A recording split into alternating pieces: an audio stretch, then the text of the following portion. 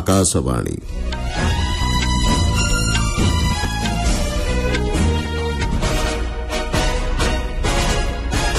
संवाद पढ़ुछंती मलय रंजन मिश्र।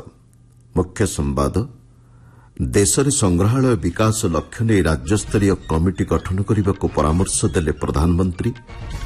ऑपरेशन सिंधु अधीन गत संध्यारे ईरानर मसदाहरु 290 भारतीयों स्वदेश प्रत्यावर्तन।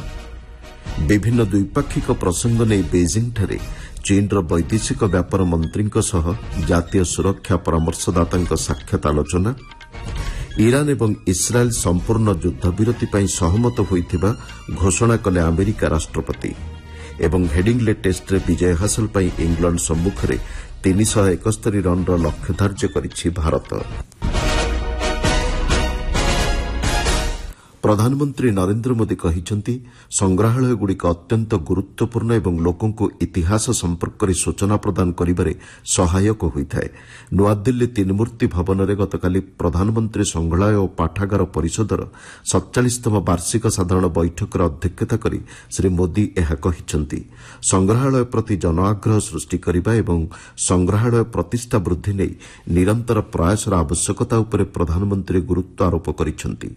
वर्तमान व्यवस्था को सुदृढ़ करने एवं तथ्य सुरक्षित रखा द्वारा आगामी पीढ़ी विशेषकर गवेषक माने उपकृत हो पारे। देशर समस्त संग्रहालय एक व्यापक जातीय डाटाबेस विकास पर प्रधानमंत्री प्रस्ताव देइछंती।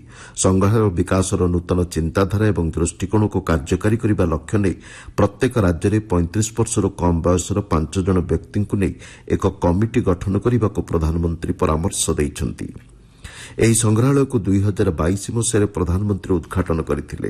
ଦେଶର ସମସ୍ତ ପ୍ରଧାନମନ୍ତ୍ରୀଙ୍କ ଅବଦାନକୁ ସ୍ୱୀକୃତି ପ୍ରଦାନ ତଥା ଗଣତାନ୍ତ୍ରିକ ସମାଜରେ ପ୍ରତ୍ୟେକ ବର୍ଗ ଏବଂ ସ୍ତରର ନେତା ରାଷ୍ଟ୍ର ନିର୍ମାଣରେ ଦେଇଥିବା ଯୋଗଦାନର ସ୍ମାରକୀ ଏହି ସଂଗ୍ରହାଳୟରେ ପ୍ରଦର୍ଶିତ ହେଉଛି।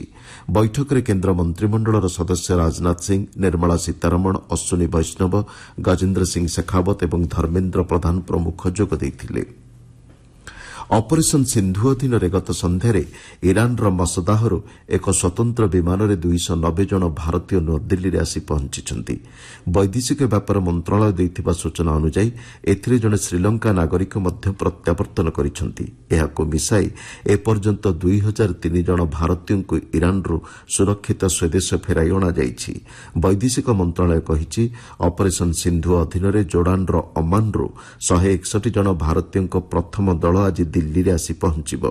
सेमानकु इस्राएल सड़क पथरे अम्मान को स्थानांतर करा जायतिला। ईरान एवं इस्राएल मध्य संघर्ष परिप्रेक्षी सरकार पक्षर ऑपरेशन सिंधु अधीन भारतीय नागरिकों को सुरक्षित भाव स्वदेश फेराई आनिबार प्रयास जारी रहिछि। एकीकृत पेंशन योजना सामिल होगा समय अवधि को आसंता सेप्टेम्बर 30 तारिख पर्यंत वृद्धि करने को सरकार निष्पत्ति नहीं। केन्द्र सरकारी कर्मचारी, अवसरप्राप्त कर्मचारी और परलोकगत अवसरप्राप्त कर्मचारी विवाहित पति किंबा पत्नी एही समय मध्य आवेदन करें। सूचनायोग्य केन्द्र सरकारी कर्मचारी एकीकृत पेंशन योजना संक्रांत अधिसूचना गत जानुआरी मासरे अर्थ मंत्रालय पक्षर प्रकाश पाइथिला। नियम अनुसार योग्य सरकारी कर्मचारी जातीय पेंशन व्यवस्था एकीकृत पेंशन व्यवस्था को स्थानांतर होगापी विकल्प व्यवहार निमंते आसंता 30 तारिख पर्यंत पूर्व समय धार्य करा जायतिला। केन्द्रीय जोनाल परिषदर 25तम बैठक आज उत्तर प्रदेशर वाराणसी अनुष्ठित होगा। स्वराष्ट्र मंत्री अमित शाह अध्यक्षतार होगाकु ଏହି बैठक में सदस्य राज्यगुड़िकर मुख्यमंत्री और राज्य मंत्रिमंडलर 2 जन लेखाएं वरिष्ठ मंत्री जोग देबे। केन्द्रीय जोनाल परिषद में छत्तीसगढ़, मध्यप्रदेश, उत्तराखंड और उत्तर प्रदेश राज्य रहिछंती।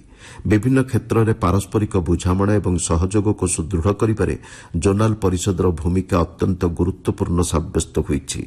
महिला और शिशुଙ୍କ विरोध यौन अपराध मामलागुड़िकर त्वरित तदंत और समाधान पर फास्ट्राक स्वतंत्र अदालतगुड़िकर कार्यकारिता नहीं बैठक में आलोचना हेबार संभावना रही। सबु राज्य, केन्द्रीय मंत्रालय तथा विभाग सहयोग में गत दशंधि मध्य विभिन्न जोनाल परिषद और सेगुड़िकर स्थायी कमिटीर मोट 61 बैठक अनुष्ठित होईछि। आपण माने संवाद शुणुछंती आकाशवाणी। ଜାତୀୟ ସୁରକ୍ଷା ପରାମର୍ଶଦାତା ଅଜିତ ଡୋଭାଲ ଗତକାଲି ବେଜିଂଠାରେ ଚୀନର ବୈଦେଶିକ ବ୍ୟାପାର ମନ୍ତ୍ରୀ ୱାଙ୍ଗ ୟିଙ୍କ ସହ ସାକ୍ଷାତ ଆଲୋଚନା କରିଛନ୍ତି। ଆଞ୍ଚଳିକ ଶାନ୍ତି ଏବଂ ସ୍ଥିରତା ବଜାୟ ରଖିବା ତଥା ସମସ୍ତ ପ୍ରକାର ଆତଙ୍କବାଦର ମୁକାବିଲା ନେଇ ଉଭୟ ପକ୍ଷଙ୍କ ମଧ୍ୟରେ ମତ ବିନିମୟ ହୋଇଛି। ବୈଦେଶିକ ବ୍ୟାପାର ମନ୍ତ୍ରଣାଳୟ ଦେଇଥିବା ସୂଚନା ଅନୁଯାୟୀ ଉଭୟ ପକ୍ଷ ଦ୍ୱିପାକ୍ଷିକ ସମ୍ପର୍କ ବୃଦ୍ଧି ନେଇ ବିସ୍ତୃତ ଆଲୋଚନା ହୋଇଛି। ଉଭୟ ଦେଶ ମଧ୍ୟରେ ସାମଗ୍ରିକ ବିକାଶକୁ ପ୍ରୋତ୍ସାହନ ପ୍ରଦାନ କରିବା ନେଇ ଗୁରୁତ୍ୱ ଆରୋପ କରାଯାଇଛି। ଶ୍ରୀ ଡୋଭାଲ କହିଛନ୍ତି ଉଭୟ ଦେଶ ମଧ୍ୟରେ 24ତମ ପର୍ଯ୍ୟାୟ ସ୍ୱତନ୍ତ୍ର ପ୍ରତିନିଧି ଆଲୋଚନା ପାଇଁ ପାରସ୍ପରିକ ସହମତିରେ ତାରିଖ ନିର୍ଣ୍ଣୟ କରିବାକୁ ଶ୍ରୀ ୟିଙ୍କ ସହ ଆଲୋଚନା ହୋଇଛି। ଏସୀୟ ସୁରକ୍ଷା ପରିଷଦ ସଚିବଙ୍କ 20ତମ ବୈଠକରେ ଯୋଗଦେବା ପାଇଁ ଶ୍ରୀ ଡୋଭାଲ ଏବେ ଚୀନ ଗସ୍ତରେ ଯାଇଛନ୍ତି। କାତାରର ଅଲ୍ ଉଦେଦ୍ ଆମେରିକା ଘାଟି ଉପରେ ଇରାନର ଆକ୍ରମଣକୁ କାତାର ପ୍ରତିରକ୍ଷା ମନ୍ତ୍ରଣାଳୟ ସ୍ପଷ୍ଟ କରିଛି। ଏହାର ଜବାବରେ କାତାର ସିଧାସଳଖ ଆକ୍ରମଣ କରିବାର ଅଧିକାରକୁ ସଂରକ୍ଷିତ ରଖିଛି ବୋଲି ମନ୍ତ୍ରଣାଳୟ ଘୋଷଣା କରିଛି। ତେବେ ଏହି ଆକ୍ରମଣରେ କୌଣସି କ୍ଷତି କିମ୍ବା କେହି ମୃତାହତ ହେବାର ଖବର ହସ୍ତଗତ ହୋଇନାହିଁ। ମନ୍ତ୍ରଣାଳୟର ମୁଖପାତ୍ର ମାଜେଦ ଆଲ୍ ଅନସାରୀ କହିଛନ୍ତି ଇରାନର ଏହି କ୍ଷେପଣାସ୍ତ୍ର ଆକ୍ରମଣ କାତାରର ସାର୍ବଭୌମତ୍ୱ, ବାୟୁସେନା, ଆନ୍ତର୍ଜାତିକ ଆଇନ ଓ ଜାତିସଂଘ ମାର୍ଗଦର୍ଶିକାର ଖୋଲା ଉଲ୍ଲଂଘନ। ଏହାକୁ ସେ ଦୃଢ଼ ନିନ୍ଦା କରିବା ସହ ସାମରିକ କାର୍ଯ୍ୟକୁ ତୁରନ୍ତ ବନ୍ଦ କରିବାକୁ ଆହ୍ୱାନ ଦେଇଛନ୍ତି। ଆଲୋଚନା ମାଧ୍ୟମରେ ସମସ୍ୟାର ସମାଧାନ କରିବା ଉପରେ ସେ ଗୁରୁତ୍ୱ ଆରୋପ କରିଛନ୍ତି। ସୂଚନାଯୋଗ୍ୟ ଇରାକ ଏବଂ କାତାରରେ ଥିବା ଆମେରିକୀୟ ଘାଟିଗୁଡ଼ିକ ଉପରେ ଇରାନ ପକ୍ଷରୁ 6ଟି କ୍ଷେପଣାସ୍ତ୍ର ନିକ୍ଷେପ କରାଯାଇଥିଲା।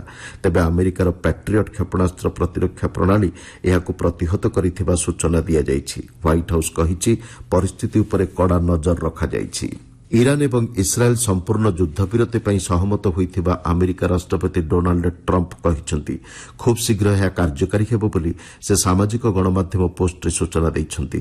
କାତାରର ଆମେରିକୀୟ ବିମାନ ଘାଟି ଉପରେ ଇରାନର କ୍ଷେପଣାସ୍ତ୍ର ଆକ୍ରମଣର କିଛି ସମୟ ପରେ ଗତ ରାତିରେ ଶ୍ରୀ ଟ୍ରମ୍ପ ଏହି ଘୋଷଣା କରିଛନ୍ତି।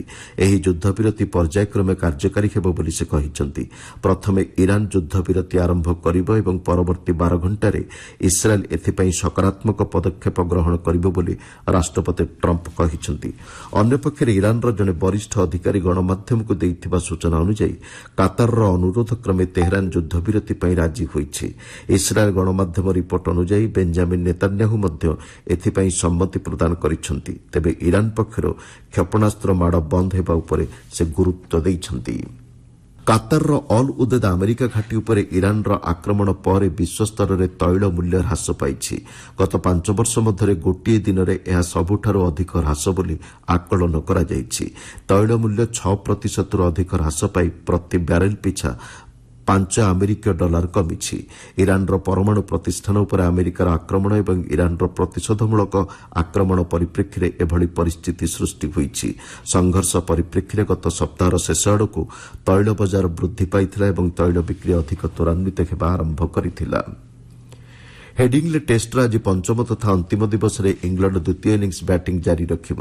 ଗତକାଲିର ସ୍କୋର କୌଣସି ୱିକେଟ୍ ନ ହରାଇ 21 ରନ୍ରୁ ଇଂଲଣ୍ଡ ତାର ବ୍ୟାଟିଂ ଆରମ୍ଭ କରିବ। ଆଣ୍ଡରସନ୍ ତେନ୍ଦୁଲକର ଟ୍ରଫିର ଏହି ପ୍ରଥମ ଟେଷ୍ଟ ମ୍ୟାଚ୍କୁ ଜିତିବା ପାଇଁ ଭାରତ ଇଂଲଣ୍ଡ ସମ୍ମୁଖରେ 371 ରନ୍ର ବିଜୟ ଲକ୍ଷ୍ୟ ଧାର୍ଯ୍ୟ କରିଛି।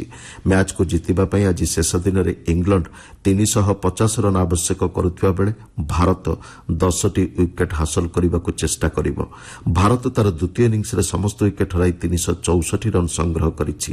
କେଏଲ୍ ରାହୁଲ ସର୍ବାଧିକ 137 ଏବଂ ରିଷଭ ପନ୍ଥ 118 ରନ୍ ସଂଗ୍ରହ କରିଥିଲେ। ଏହି ଶତକ ସହ ଗୋଟିଏ ଟେଷ୍ଟ ମ୍ୟାଚ୍ରେ ଦୁଇଟି ଯାକ ଇନିଂସରେ ଶତକ ହାସଲ କରିବାରେ ରିଷଭ ପନ୍ଥ ଏସିଆର ପ୍ରଥମ ୱିକେଟ୍ କିପର ବ୍ୟାଟ୍ସମ୍ୟାନ୍ ହୋଇଛନ୍ତି। ପ୍ରଥମ ଇନିଂସରେ ସେ 134 ରନ୍ ସଂଗ୍ରହ କରିଥିଲେ। ସୂଚନାଯୋଗ୍ୟ ଭାରତ ପ୍ରଥମ ଇନିଂସରେ 471 ରନ୍ ଏବଂ ଦ୍ୱିତୀୟ ଇନିଂସରେ 364 ରନ୍ ସଂଗ୍ରହ କରିଥିବା ବେଳେ ଇଂଲଣ୍ଡ ପ୍ରଥମ ଇନିଂସରେ 465 ରନ୍ ସଂଗ୍ରହ କରିଥିଲା। ଏଏଫ୍ସି ମହିଳା ଏସିଆନ୍ କପ୍ 2026 ଯୋଗ୍ୟତା ପର୍ଯ୍ୟାୟ ମ୍ୟାଚ୍ରେ ଭାରତ ଗତକାଲି ବିଜୟ ହାସଲ କରିଛି। ଥାଇଲାଣ୍ଡଠାରେ ଖେଳାଯାଇଥିବା ଗ୍ରୁପ୍ ବି'ର ମ୍ୟାଚ୍ରେ ଭାରତ ମଙ୍ଗୋଲିଆକୁ ରେକର୍ଡ ସଂଖ୍ୟକ 13-0 ଗୋଲ୍ରେ ପରାସ୍ତ କରିଛି। ଭାରତୀୟ ମହିଳା ଫୁଟବଲ ଦଳର ପ୍ରତିପକ୍ଷ ବିରୁଦ୍ଧରେ ଏହା ସବୁଠାରୁ ବଡ଼ ବିଜୟ। ଆସନ୍ତା ରବିବାର ଦିନ ପରବର୍ତ୍ତୀ ମ୍ୟାଚ୍ରେ ଭାରତ ଟିମୋର ଲିସ୍ତେକୁ ଭେଟିବ। ମୁଖ୍ୟ ସମ୍ବାଦଗୁଡ଼ିକ ପୁଣିଥରେ। ଦେଶରେ ସଂଗ୍ରହାଳୟ ବିକାଶ ଲକ୍ଷ୍ୟ ନେଇ ରାଜ୍ୟସ୍ତରୀୟ କମିଟି ଗଠନ କରିବାକୁ ପରାମର୍ଶ ଦେଲେ ପ୍ରଧାନମନ୍ତ୍ରୀ। ଅପରେସନ ସିନ୍ଧୁ ଅଧୀନରେ ଗତ ସନ୍ଧ୍ୟାରେ ଇରାନର ମସଦାହରୁ 290 ଭାରତୀୟଙ୍କ ସ୍ୱଦେଶ ପ୍ରତ୍ୟାବର୍ତ୍ତନ, ବିଭିନ୍ନ ଦ୍ୱିପାକ୍ଷିକ ପ୍ରସଙ୍ଗ ନେଇ ବେଇଜିଂଠାରେ ଚୀନର ବୈଦେଶିକ ବ୍ୟାପାର ମନ୍ତ୍ରୀଙ୍କ ସହ ଜାତୀୟ ସୁରକ୍ଷା ପରାମର୍ଶଦାତାଙ୍କ ସାକ୍ଷାତ ଆଲୋଚନା, ଇରାନ ଏବଂ ଇସ୍ରାଏଲ୍ ସମ୍ପୂର୍ଣ୍ଣ ଯୁଦ୍ଧବିରତି ପାଇଁ ସହମତ ହୋଇଥିବା ଘୋଷଣା କଲେ ଆମେରିକା ରାଷ୍ଟ୍ରପତି ଏବଂ ହେଡିଂଲେ ଟେଷ୍ଟରେ ବିଜୟ ହାସଲ ପାଇଁ ଇଂଲଣ୍ଡ ସମ୍ମୁଖରେ 371 ରନ୍ର ଲକ୍ଷ୍ୟ ଧାର୍ଯ୍ୟ କରିଛି ଭାରତ। ସମ୍ବାଦ ଶେଷ ହେଲା।